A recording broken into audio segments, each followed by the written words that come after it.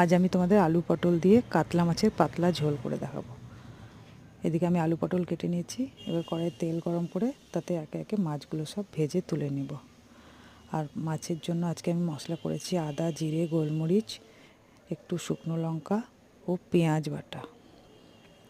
মাছগুলো আমার ভাজা হয়ে গেছে। কড়াইয়ে একটু কালো জিরে ফোড়ন দিয়ে আলু পটলগুলো দিয়ে ভালো করে ভেজে নেব।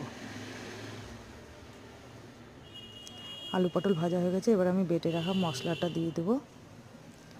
মশলা দেওয়ার পর আমি দেব হলুদ এবং নুন হলুদ দিয়ে ভালো করে মশলাটা কষে নেব। ভালো করে কষা হয়ে গেছে। এবার আমি জল দিয়ে দেব।